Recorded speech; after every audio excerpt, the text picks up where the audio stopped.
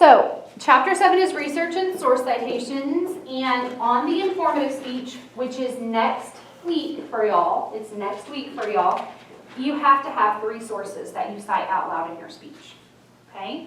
So today we're going to talk about the importance of finding research and how to cite those sources.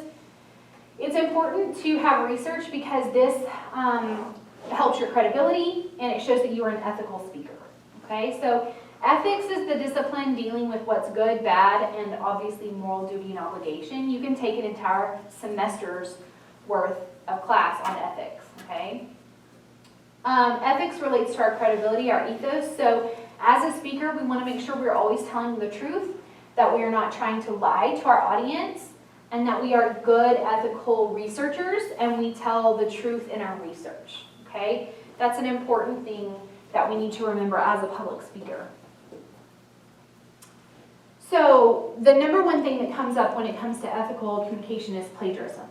Plagiarism is taking someone else's work, passing it off as your own. There's 3 types of plagiarism that we see the most in our speech classes. Number 1 is global. Global plagiarism is when you take someone else's work and then you say, hey, I wrote this. This is mine. Right? You just take their work totally. Incremental plagiarism is when you take small pieces of other works and then you blend it together to create your own work, but you're using other people's work to do it. Incremental plagiarism, the number 1 way that I catch that is that you are not conscientious enough to change all the font to one font. So anytime you write an outline and there's 4 different fonts, I wonder, okay? And then patchwork plagiarism, you take 2 or more pieces of work and then you fail to give credit to that person, okay? Patchwork plagiarism is probably the most common, and a lot of times patchwork plagiarism occurs because you forget. I forgot that that was a source that I needed to cite, okay? But forgetting still makes it plagiarism, all right? And in fact, I know of an instance where an English student plagiarized on their paper and they got a 0 immediately for the class. They got an F in the class. Plagiarism should not be something that you even try to mess with, okay? It will come back to bite you, I promise. And especially in this world where everything is electronic and it's so easy to catch. There's a lot of famous cases of plagiarism, but 2 that I want to mention. Alex Haley won a Pulitzer Prize for his book Roots, but it turned out that he had actually stolen lots of parts of Harold Corlander's book called The African. And so that was like not good. Ed Sheeran's actually been accused of plagiarism lots of times, because you can plagiarize music and beats the same way you can plagiarize writing, right? And so he's actually in litigation a lot for plagiarism. You want to be very careful with that. So your ethical obligation as a speaker is to maintain professionalism, to respect the audience, and use inclusive language. Inclusive language just means that you don't use any of the ist words. Sexist, ageist, racist, any kind of ist language you want to stay away from, okay? Our language is really changing to try to be a less gendered language. And so instead of saying things like waitress, now we have servers. Instead of saying like postman, we have postal workers. So I'm not going to grade you down on stuff like that, but just being aware of it is really helpful. But it is hard because as the world changes, what is politically correct also changes. And so that can be really hard to kind of keep in context. And also, depending on people's worldview and their own ethnicity and background, they can prefer terms that may not be even terms that we should use. For example, I had a student who gave her speech and she was Hispanic or Mexican, because some people like either term, right? She referred to all Mexicans as brown people. And I was like, I don't really know the rules on that. She was like, well, I'm brown and I consider myself a brown person, so I'm going to call them brown people. And I was like, well, I guess that works, right? You have to be aware, though, of what is politically correct. As an audience member, your ethical obligation is to listen, to refrain from using technology, and to keep an open mind. All right, so let's talk about source citations. When you create your speech, you need to find 3 different sources to cite out loud in your speech, okay? One of the things I want to point out is Wikipedia. Wikipedia is a really great jumping off point to find research, but it should never be something you cite out loud in your speech. Even all the stuff they've done to Wikipedia, it's never going to be seen as credible in an academic setting. Okay, so you can start with Wikipedia, don't end there, all right? The most credible sites are going to be considered to be .govs and .edus. Now,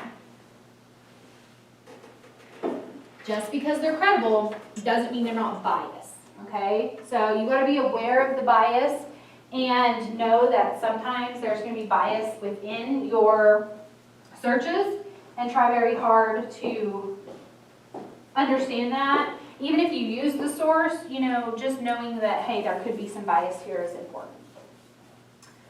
Websites and blogs can be impactful. I don't want you to not use them because they're not necessarily quote-unquote credible sources.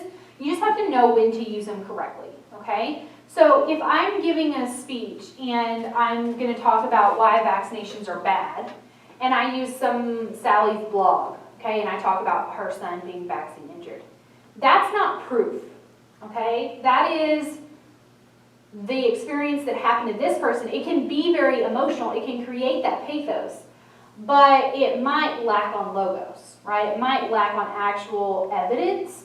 So I want to really vary my sources. I don't want to use all blogs, or I don't want to use all just websites. I want to have some peer-reviewed research in there as well. The more you can kind of separate your research among lots of different areas, the more thorough that research is going to be seen, okay? Databases, we have tons of databases at South Plains College through the library. I'm going to show you how to find them and how to use them. It's very simple, and honestly, I would recommend you do that first, because the internet can be a time suck, right? We've all gotten on the internet to do some research and then 2 hours later found ourselves watching videos of whatever, right? It can happen, and so if you go to the databases first, it will save you a lot of time. Interviews and surveys are also things that you can use as sources. Anytime I have a student that wants to give their informative speech, like on how to bake their grandma's cake or whatever, they'll say, well, I don't have like a source because the cake is like one that my grandma showed me how to make. I'll say, well, your grandma is the source, right? If you talk to her, or if you talked to her in the past, if she's no longer living, you can still use that as a source, okay? So you can use people's opinions, interviews with people as sources, and I always recommend that as you go, write them down. Don't think, oh, you know what, I'm gonna remember this. Because you've got too much to remember. You're not going to remember something like a source, okay? So write your sources down as you go. All right, but how do I know what to cite out loud in my speech? How do I know what sources I need to cite and what sources I don't need to cite? It's a great question. If your source is a number, okay, a weight, a date, a statistic, a height, if it's a number, it needs to be cited. Okay, especially statistics. Statistics always need to be cited because they're very easy to change around to make them seem like something that they're not, okay? So statistics are super, super important that you cite them. An example of like misusing statistics, several years ago, there was a newspaper article that came out that said this county in South Carolina, 99% of the welfare recipients were persons of color. And people got all up in arms, like, what's going on? What's happening? Well, they didn't report that 99% of the population of the county was persons of color. So when you have those statistics beside each other, it makes sense, right? If you pull one statistic away, people are like, wait, what's happening? So statistics can really be kind of messed around to make it seem that it is what you want it to be, okay? So we want to cite them. We want to cite any direct quotes. Anytime you use someone's words, word for word, you need to cite that. Anytime you interview someone and get information from another person, you need to cite it. And anytime you use facts, specifically facts that are not well known, you need to cite that, okay? So if I say that, you know, elephants sleep 6 hours a day, I need to cite that. Okay, not everybody knows that. In fact, I made that up, so I don't know that that's true or not, okay? But that's why I'm saying you need to cite it, because it's easy to make stuff up, all right? Okay, when you are writing your speech, you're gonna have a bibliography on the back of your outline, okay? So at the end of your outline, you're gonna have a bibliography, just like if you were writing an essay for English. I don't care whether you use APA or MLA source citation. I don't care. I'm good with either one. Use whichever one you feel more comfortable with. I recommend you pick one and get good at it, okay? MLA is probably the one you've already used, so stick with that if you know it, okay? So on your bibliography, on your outline, you should have an MLA source format. But here's the thing. In an essay, then you would have an in-text citation, and when I got to that in-text citation, I could go look at the bibliography, right? Well, in a speech, I'm the only one that's going to have that bibliography. Everyone else in your class isn't going to have it. So when you get to a place where that information is, you need to say it out loud in your speech. Okay, so you need to cite it out loud in your speech, and I'm going to show you how to do that in a second. If you're not really familiar with source citation, MLA, or APA, I highly recommend the OWL at Purdue. That's Purdue's writing lab, and is really good, okay? And it will walk you step by step through how to cite any kind of source, okay? Also, our library homepage has a button that you click on for references and source citation, and they'll show you how to cite those things, as well as they have a link out to OWL at Purdue, okay? So how do you cite things out loud in your speech? Well, I prefer citing author, article, publication, and date. Okay, not every speech professor is going to make you cite that much. I just like more information. Okay, the more the better for me. So anytime you are citing in your speech, you're going to be stating your point, you're going to identify the source, state the content, explain why that's important. Okay, and then cite your author, article, publication, and date. It doesn't have to necessarily be in that order. You can cite it in whatever order you want. Okay, if you want to say in John Smith's 2018 article, Elephants Don't Sleep Much, he says elephants sleep 6 hours a day. That was published in the National Geographic. Or you could say, according to the National Geographic article by John Smith, he says elephants only sleep 6 hours a day. That was quoted in his article, How Much Elephants Sleep, published January 25th, 2018. Okay, I don't care, you can mix it all around, but you got to say that out loud. Every semester, I have students who come to me and say, hey, you didn't give me any points on source citations. I'll say, yeah, you didn't have any. And they're like, yeah, they were on my outline. Didn't you see them? And I say, yeah, but you didn't say them out loud in your speech. Oh, I didn't know I had to. Well, if you don't say them out loud in your speech, how do we know that it's a source? Also, you need to say them when you say the information. A lot of people think about source citations in a speech, and they're like, okay, so it's just like an essay. So at the end of my speech, I'll just say my 3 sources. Well, how do we know what source goes with what information if you just say it all at the end, right? You got to say it when you say the information. When you tell me the elephants sleep 6 hours a day, cite that information. Cite where you got it, that information, okay? So here's maybe an example of what it would look like if you were writing it down. So according to Robin Reed, that would be your source, librarian at Texas Christian University. Okay, so this is an interview, so it's not a publication. So instead I would have, why are they credible? Why do I need to listen to this person, right? So if you're going to cite your grandma, why are they credible? I'm going to tell you about how to make my grandma's famous cookies. She says the key to her famous cookie is the heat that you cook it on. That was according to an interview with her, and it doesn't have to be on a specific date. Maybe you don't know if it's August 25th, 2015. Maybe you just know it was the summer you turned 9, which was whatever day that was, whatever year that was. Okay, she's made these cookies approximately 1,000 times, right? So you tell me why I need to listen to her. Okay, but so it says a librarian at Texas Christian University who gave an interview. Okay, so that's where we got the information on August 25th, 2015. That's our date. To me, students find better sources when they ask a librarian for help. Okay, so that's what it would sound like inside your speech. You would give us all of that information. So I'm going to show you this video real quick.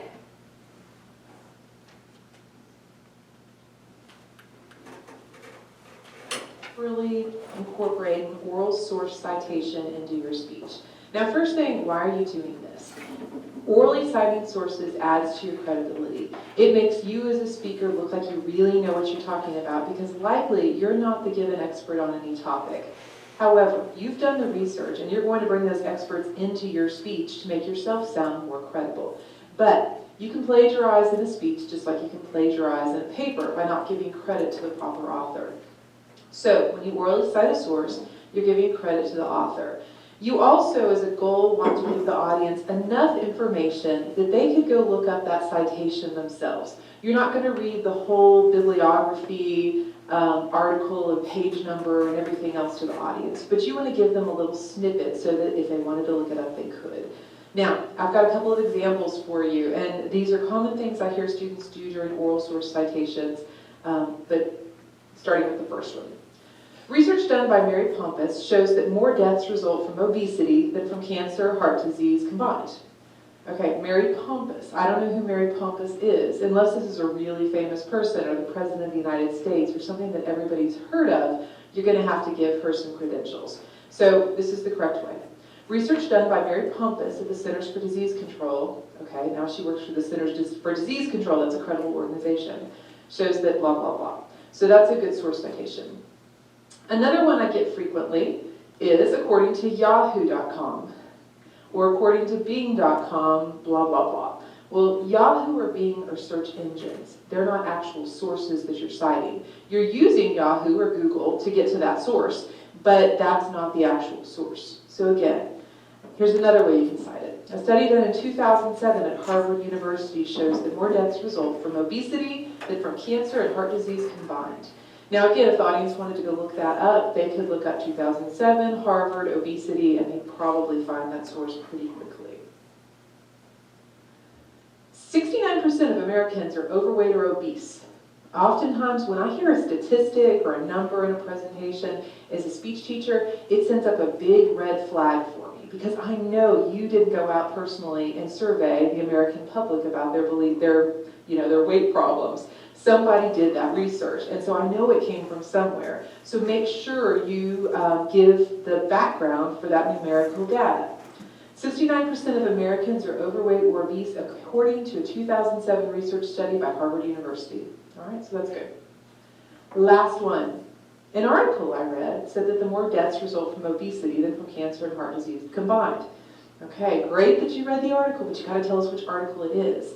So a November 15th, 2010 article in Newsweek magazine said that, blah, blah, blah. So that works a little bit better. Now, notice all of these are indirect source citations. I'm not giving a direct quote. If you are giving a direct quote from somebody, you could just say, Mary Pompous for the Centers for Disease Control said that. You can pause for just a second there and then give the quote. You don't have to say quote unquote, you don't have to do the little finger quotes in the air, just say that this person said, and then you give just a slight pause, and then you go on with the quote. And that's a good way to do a direct citation. So make sure that you incorporate good oral citations into your speeches. For the informative and persuasive speech, I require 3 oral source citations from 3 separate sources. So again, do the research, but then also tell the audience about that research with your oral citations. Thanks. The only thing that I disagree with her on is she only makes you cite 2 parts of the source, and I want all 4 if you know it, right? Sometimes you're not going to know the author.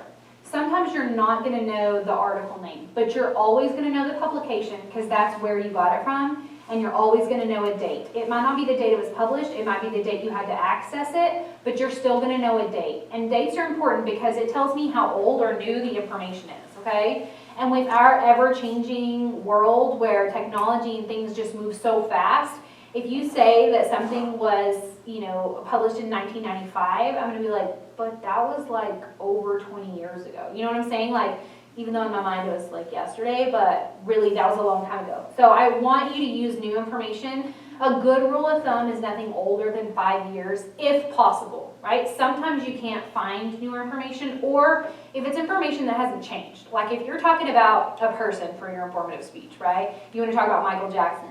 Well, there's not much new that's happened with Michael Jackson because he died 10 years ago, right? So you could say something that was published in 1983 or 1985 when he was at the height of his fame, right?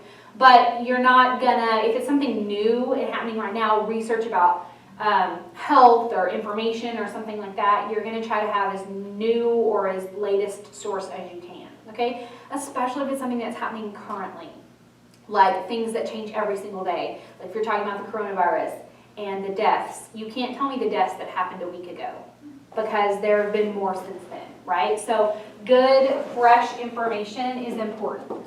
But otherwise, everything she said in the video, absolutely true, okay? So I want you to cite author, article, publication, and date if you know all of those.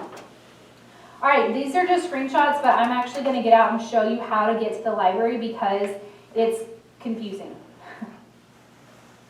So you're going to log into my SBC. You can also just look up South Plains College Library. That would be the easiest way to do this. But if you're going to do it through South Plains College, you're going to go to my SBC. You're going to go to academics. You're going to go all the way down to the bottom and go to the library. And then it's going to come up with this. It says, hey, this link is not real. Use this one. And then when you click on that, it's going to take you, well, hold on. It's going to take you here. So this is the library homepage. So in order to access the databases, you'll just click on database. If you're looking for citation information and research guides, then you'll go to research, okay? The cool thing about our library is we do have a chat, so if you have a question that you need answered right away, you can do it in the chat box. I think if the chat's open until like 9 o'clock at night, and they'll chat back with you. So this tells you about research information, so if you're doing arts and sciences, so you just go to communications. If you're looking specifically for MLA help or with APA help, it's going to have it listed there, okay? To find databases, oh, dang it. To find the databases, you're just going to click on the database tab, and it's going to open up right here. Probably all that you would need is just these 3 general ones right here. Academic Search Complete, Opposing Viewpoints, or Academic One File. Okay? Those are all general databases that have lots of topics on lots of different things. Okay, so if I click on Academic Search Complete, I can put my topic in the search bar, and I can kind of, if I want to talk about elephants, right? I can click on that. That's going to be a really broad topic. Who knows how many hits I'm going to get on that? 7,874. I don't really have time to look through 7,884 articles. So I can go through and I can kind of narrow it down, right? If I want to look at elephant sleeping habits, and if I want to make sure I only have full articles, if I want to set the date for nothing older than 5 years, if I want to make sure it's full text, I can do all of that, okay, from this database. So I recommend that you look at databases first because, again, the internet is a time suck, and you've already paid for these databases in your fees, tuition and fees, so you might as well use them, okay? All right, I've got 5 minutes left. Let's talk about the informative speech, okay? The informative speech is next week, next Monday, same time, same place, okay? You're going to come in, and I'm just going to let you sign up on the board, okay? So you'll just have your list, and you'll just put your name wherever you want to do your speech order, okay? The informative speech, we're going to raise our time just a little bit. So this speech is 3 to 5 minutes instead of 2 to 3. Okay, so you've got a little bit longer. It is informative. You can choose the topic. I don't care what you talk about, as long as it's informative only. You're not persuading me to do anything. You're just telling me about information about something. Okay? You can tell me how to do something. You can tell me about a person, place, thing, or event. Okay? Think about the time limit though, 3 to 5 minutes. That's not very long. I'm telling you right now, you cannot fit in the life and death of Kurt Cobain. It's been tried many times. You're not going to be able to make that work, all right? So think about what can I fit in 3 to 5 minutes, okay? The other thing you need to think about is I have to cite 3 sources out loud. So I need something that I can find information on, okay? So that means a person would be good, if it's a famous person, a place. You are welcome to have a visual aid. It is not required, okay? So if you wanted to put together a PowerPoint or have some sort of visual aid, a handout or something like that, you can do that. But I haven't taught that chapter yet, so you would need to go read chapter 8 to make sure that you're doing it right, okay? Questions about the informative speech? You're going to do an outline just like you did last time. You're going to bring that printed outline to me in class just like you did last time. And so it's going to be very similar. It's just a little bit longer. You can choose whatever your topic is that you want to talk about, but you must cite 3 sources. Okay? Question. All right. So you got a lot of stuff going on right now. Okay? We are in the thick of the semester. So this is what's due tonight. Chapter 6 and 7, if you haven't read them and done your questions yet, make sure you do that. Oh, and I got a report on the questions, so I was going to go over the 2 most missed questions. Let me see if I can find it.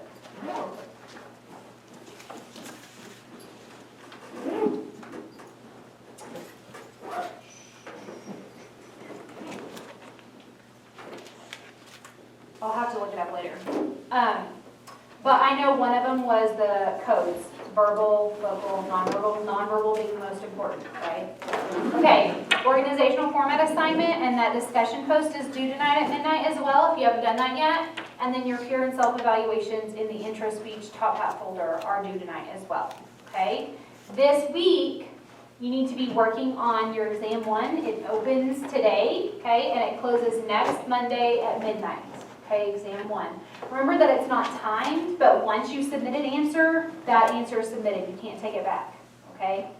And then your informative speeches are next week on Monday, the 8th of March, okay? So that's kind of what we have going on. And then that's the week before spring break. Then we're gone for spring break for a week. So you get a little bit of a break. I know, it came fast. You get a little bit of a break, but don't quit here, okay, in the next 2 weeks. This is important. Okay? All right, I have your speeches, so I'm going to hand them out to you. If you want to grab a wipey and start wiping off your desk, I will